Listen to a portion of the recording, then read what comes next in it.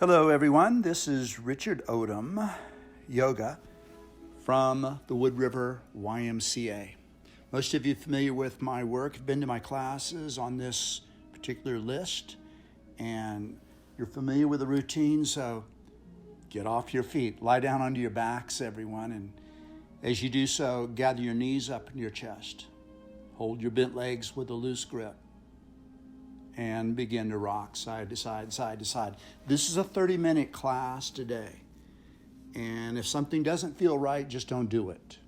I'll try to be as clear as I can with my instructions, and so it's easy to follow along.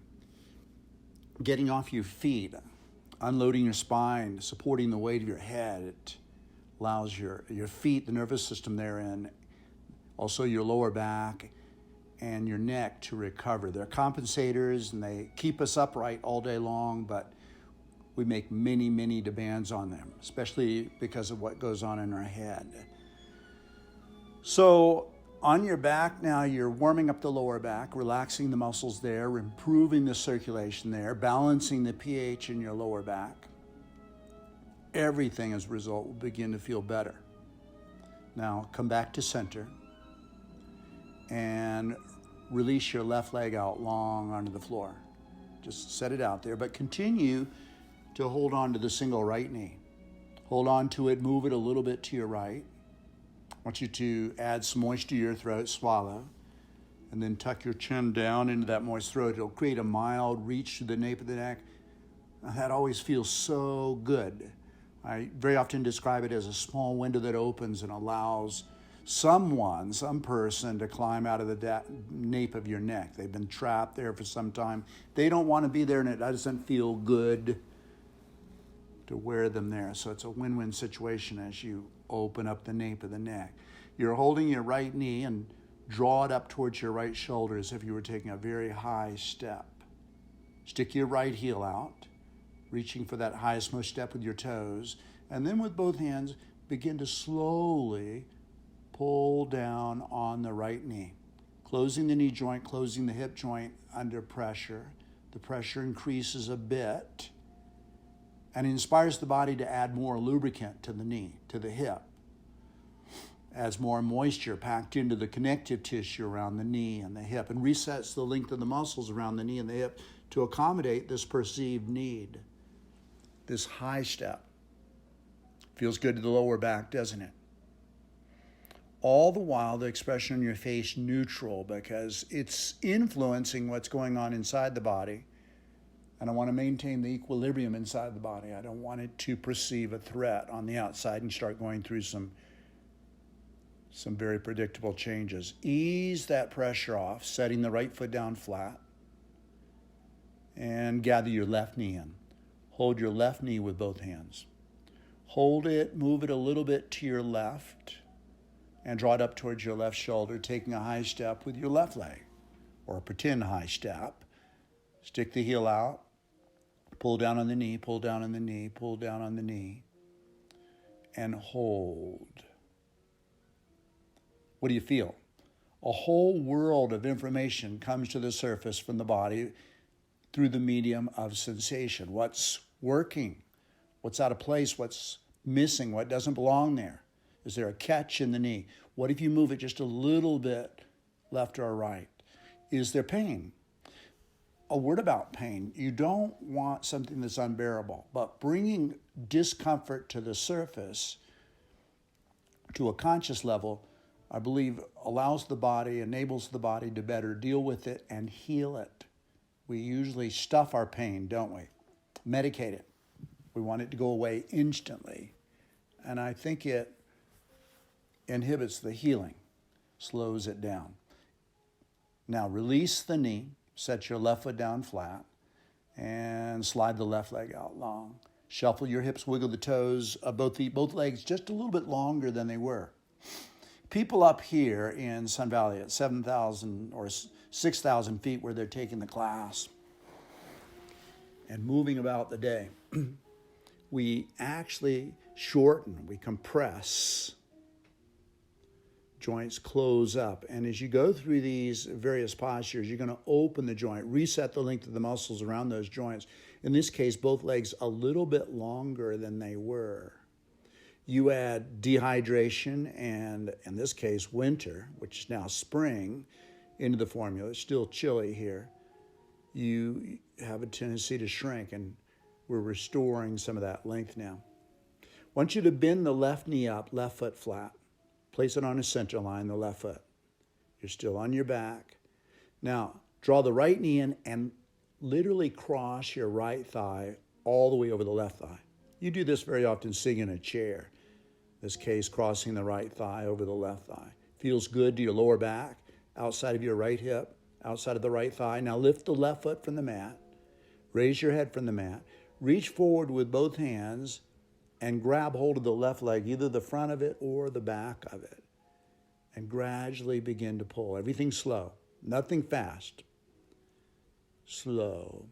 If you move fast, you're going to get stretch reflexes, and you're filled with them as athletes. They'll go off really early, and I want to delay them as long as possible. So move slowly.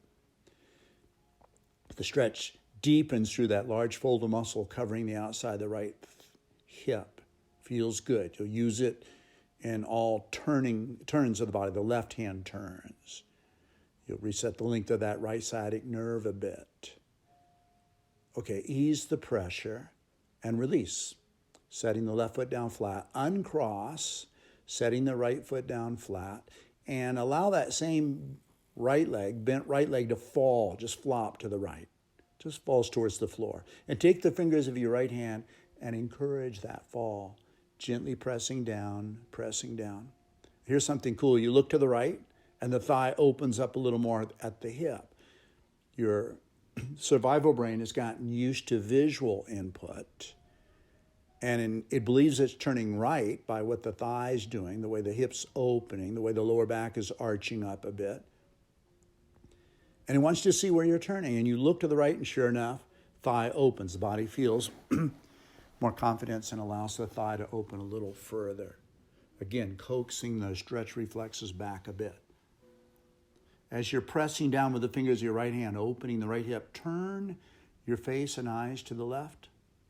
Shortening the left side of the neck, you lengthen the right side of your neck, looking over the left shoulder. Just hold that for a moment.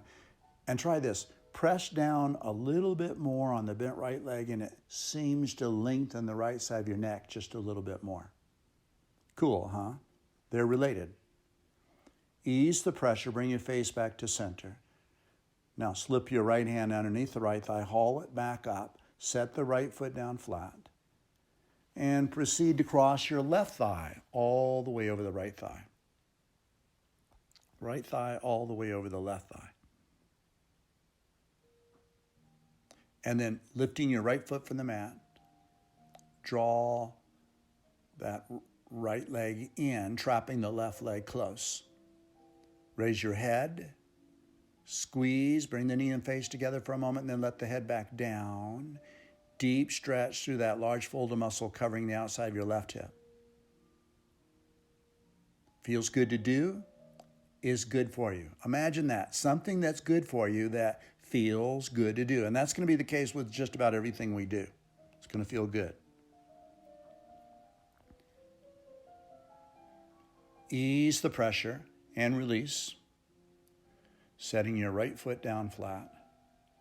Uncross your left thigh. You set the left foot down flat and allow the bent left leg to fall to the left.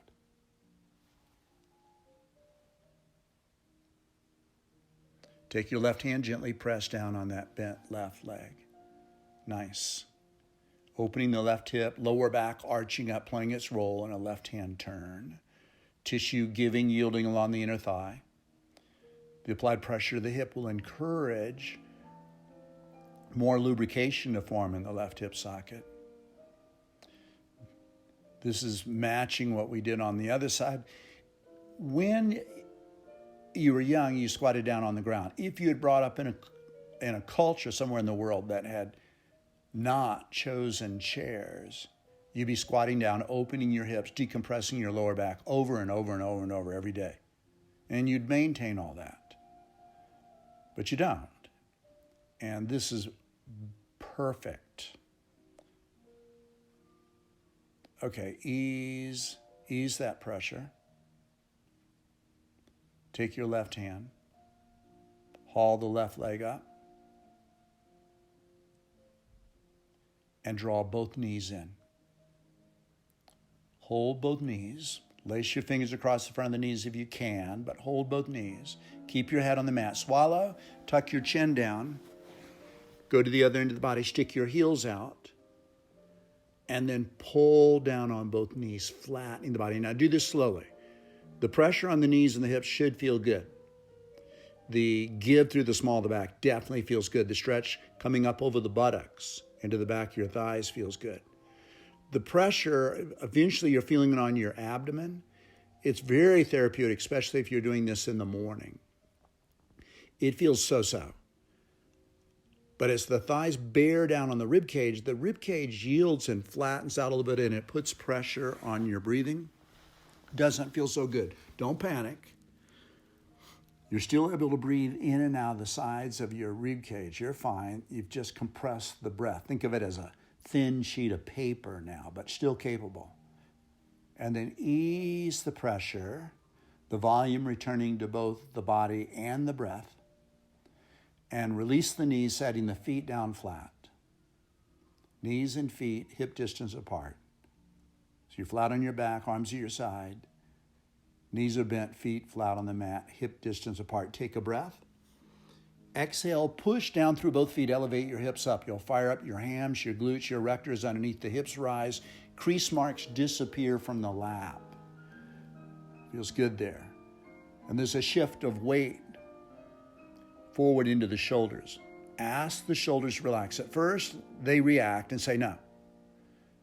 Reassure them all is well, and they'll broaden just a little bit.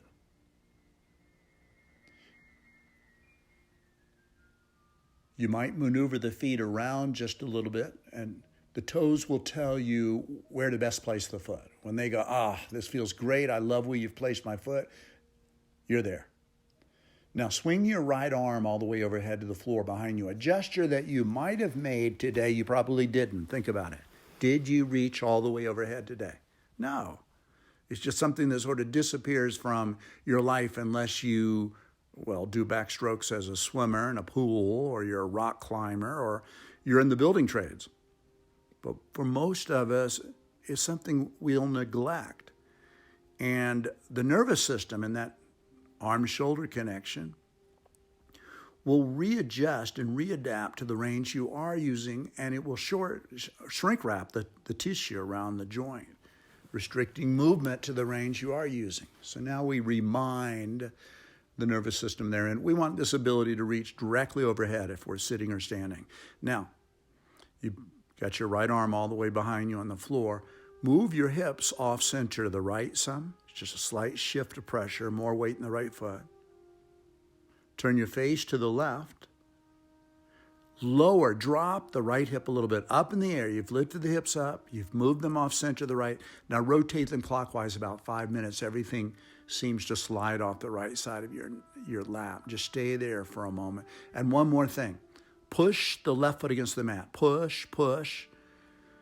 The indentation your foot is making into the surface underneath you, the mat, the carpet, the towel, is doing the same thing to your right shoulder. Every step you take impacts the opposite shoulder. Important to keep the shoulder joint open, the arm swing natural, to take that impact and send it through the shoulder joint into the natural swing of your arm, adding to the forward momentum of your stride. Then it's pure magic. Now cease pushing. Switch arms, turning your face to the right. Bring your hips back to center and lower the left hip, letting everything like sand seem to slide off the left side of your lap. Move your hips off center to the left. And then push with the right foot, push with the right foot. Nailing the left shoulder to the mat. You're looking over the right shoulder. You're pushing with the right foot. You're impacting the left shoulder. Normalize your breathing. Contrary to a lot of popular instruction, I'm not asking you to exaggerate the breath at all. You want to minimize it, adapt it, smooth it out so it's effortless. Sensation becomes a priority here. You want to feel the body. How's your left shoulder working? Does the arm even touch down at all behind you?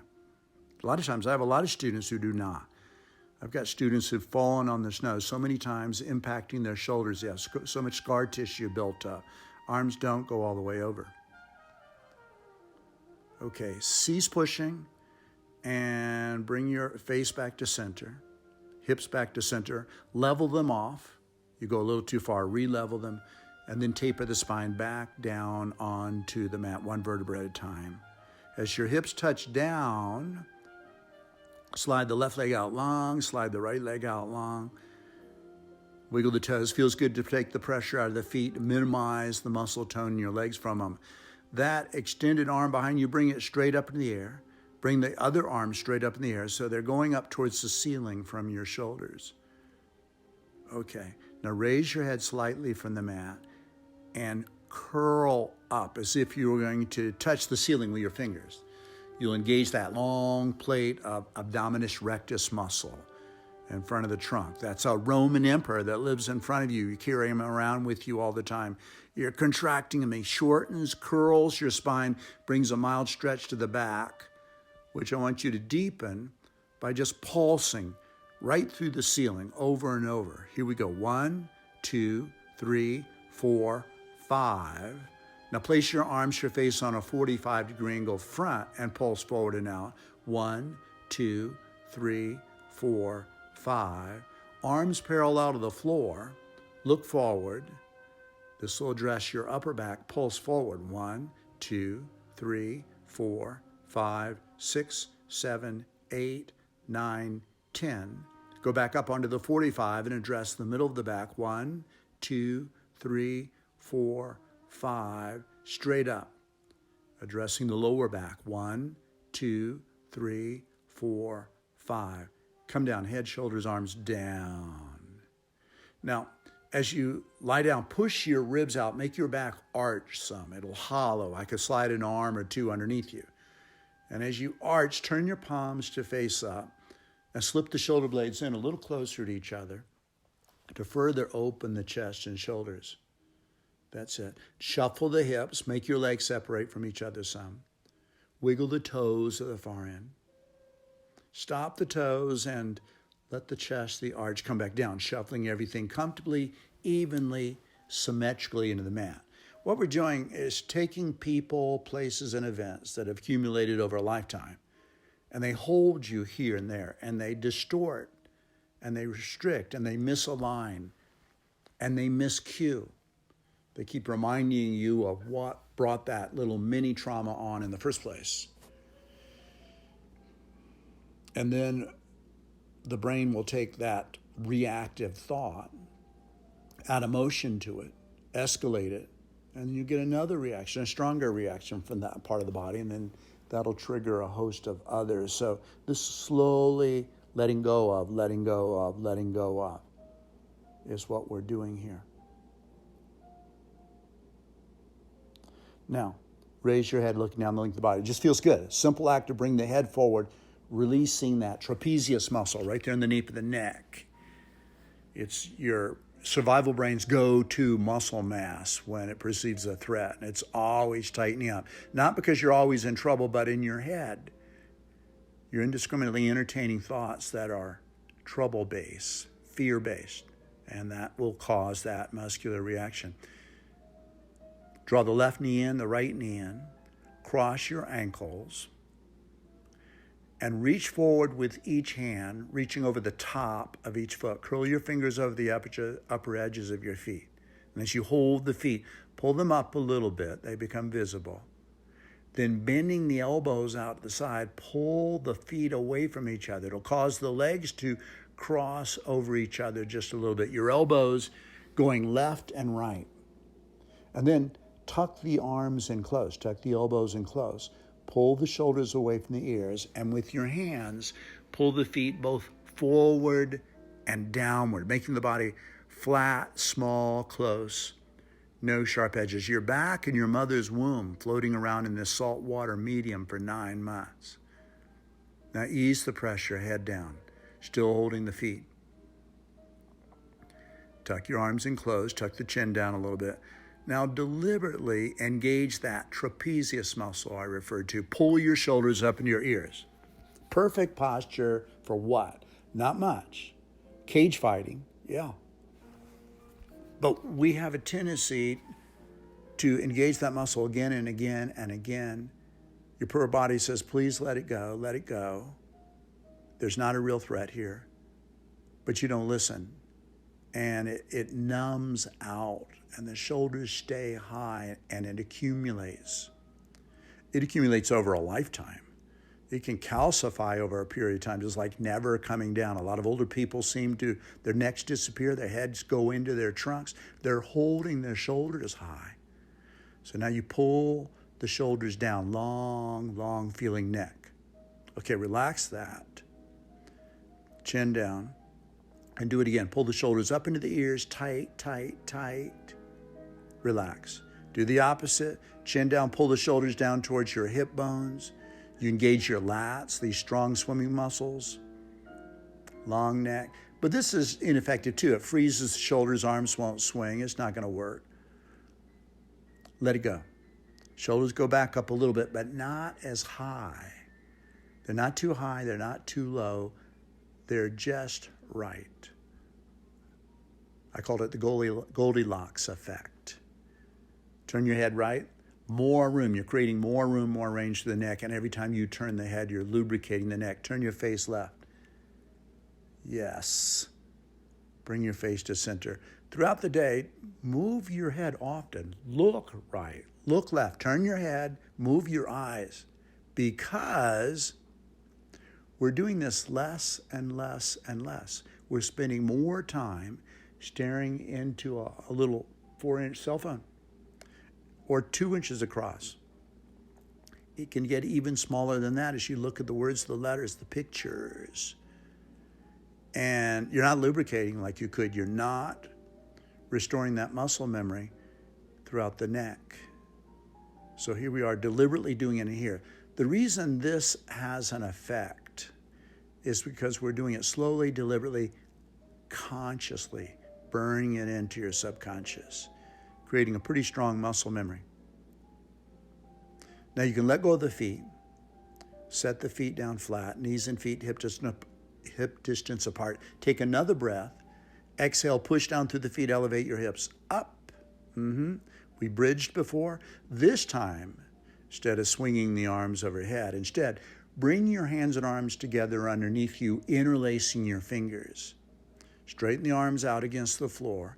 Bunch up the shoulders a little closer, squeezing left, right, left, right, left, right, bunch up. Good.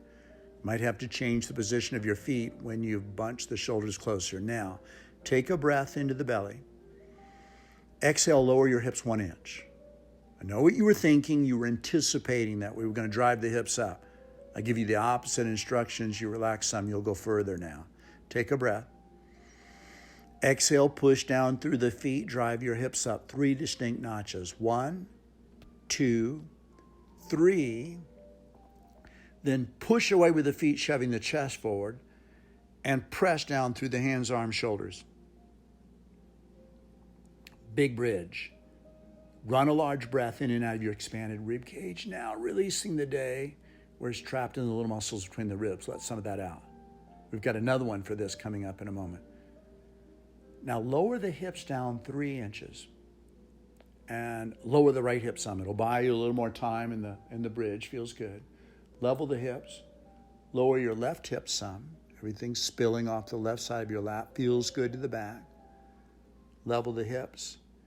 And then undo your hands and taper the spine all the way down, all the way down, all the way down. Good. Rest your hands over your ribs and allow your bent legs to fall to the left while you turn to the face to the right. Isolate a twist in the waist and a twist in the neck, and then stretch both those areas with a change of air pressure. Just begin to breathe in, breathe in, breathe in.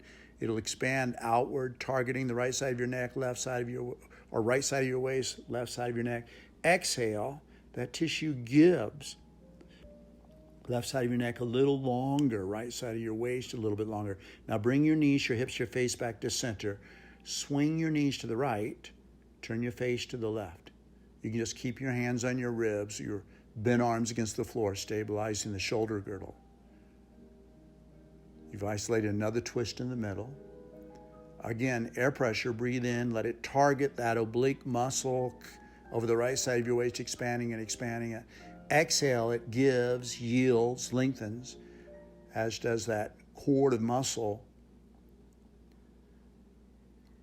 on the left side of your neck, that sternocleidomastoid cord, the one with the funny name. Now come back to center. Little more distance between your ears and your shoulders. Little more distance between your lower ribs, your hip bones. Good news, because you can better integrate the two halves of the body now, more effectively transfer power from one end of the body to the other now.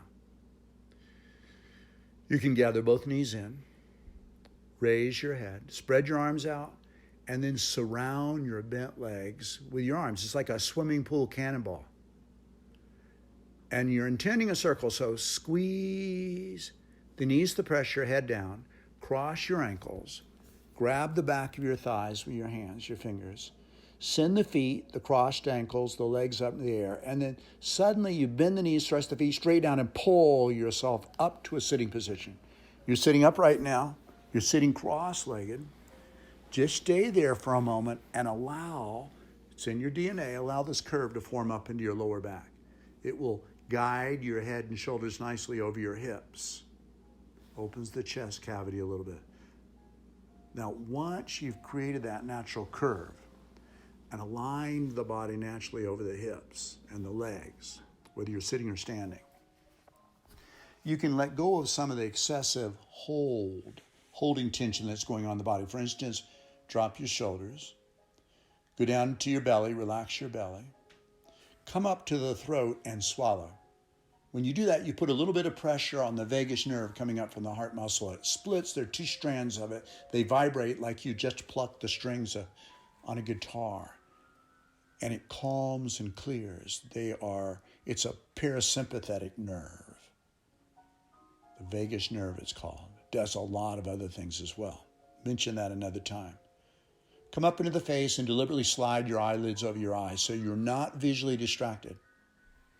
Eyelids closed. Your head wants to jet forward a little bit for a couple of reasons. I will describe them at another time, but draw it back just a little bit. That's it. It should sit forward a little bit on your shoulders, but not a lot. Then bow the head, lower the chin. Feel this wonderful release through the nape of the neck. That feels nice. Open your eyelids. Raise your eyes up into your brow, and then raise your chin, your face up high, exposing your throat for the first time this workout. Opening through the throat. Set your hands behind you and slide them back some so the trunk leans back a little bit. And then deliberately force your ribs outward, lifting your chest upward as you push down the length of the arms to the heels of your hands. And run a large breath in and out of your expanded chest now. And then inhale your head back up. Breathe in, breathe in, breathe in, breathe in. As you level the chin, exhale, swallow. Straighten your legs out long. Go back onto your elbows, your forearms. You're propped up on your elbows, your forearms. Turn your palms to face up. Slip your hands underneath your buttocks. Work your elbows, your forearms a little closer. With your hands, your fingers now, pull the pelvis and the glutes back just a little bit. It'll cock your hips just a little bit more, create a stronger curve in your lower back. Now force your ribs out, lifting your chest, stronger curve in the middle of the back. And then, almost as an afterthought, you can release your head back. Close your mouth.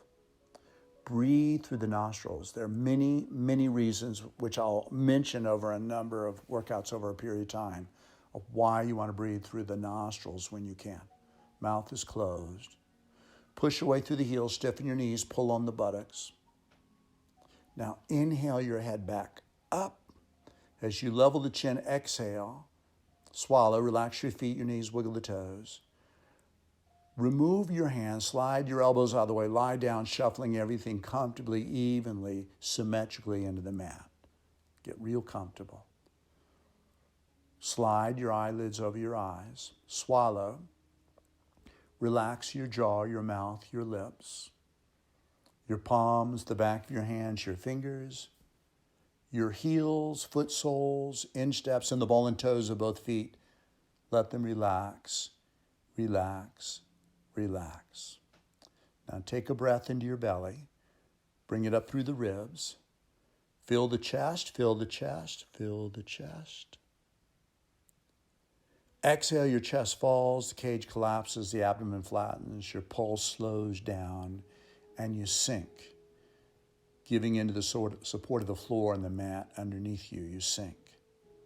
Eyelids closed, palms facing up. Then finally, breathe in, thinking my body is strong. Exhale, my mind is at peace. From the top of your head, all the way down to the tips of your toes, this long, delicious feeling of ease and peace. Deep, deep peace.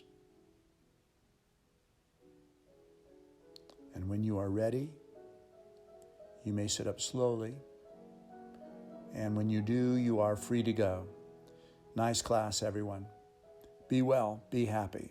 This is Richard Odom saying, take care of yourself.